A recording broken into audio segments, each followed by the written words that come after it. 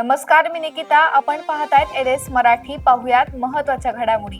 कोल्हापुरात पावसाचा जोरदार कमबॅक. मुसळधार पावसाने रस्ते जलमय झाल्यामुळे वाहतूक ठप्प, जनजीवनावर परिणाम.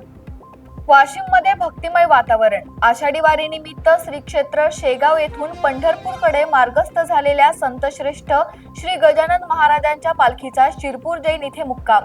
हजारो भाविकांची दर्शनासाठी गर्दी. कोल्हापुरातील पाडळकर मार्केट समोरील व्हिडिओ गेम पार्लरवर पोलिसांचा छापा. पार्लरमध्ये जुगार खेळला जात असल्याने चालकासह खेळण्यासाठी आलेल्या 5 जणांना अटक. बाजारभावामुळे अडचणीत आलेला कांदा उत्पादक शेतकऱ्यांच्या संकटात आणखी भर. साठवलेला कांदा सडून मोठ्या प्रमाणात खराब झाल्याने शेतकऱ्यांच्या संकटात वाढ. अमरावती विभागातील पाणी प्रकल्पात केवळ 31.37% जलसाठा. जून महिना संपला तरी समाधानकारक पाऊस नाही. पिण्याच्या पाण्याची समस्या गंभीर होण्याची शक्यता. देशातील सोन्याचे दर पुन्हा बदलले. चांदीच्या दरातही बदल. जागतिक घडामोडींचा देशांतर्गत सोनं चांदीच्या दरांवर परिणाम. आता शाळा व्हॅन बस प्रवास महागणार. शाळा व्हॅन बस प्रवास भाड्यात 15 ते 20% वाढ. इंधन दरवाढीचा पालकांना फटका. सिंधुदुर्ग जिल्ह्यात पावसाची संततधार सुरू.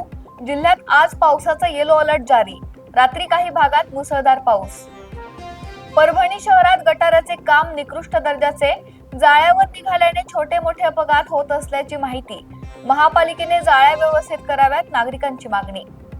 या होत्या महत्त्वाच्या घडामोडी. पाहत रहा एलएस मराठी.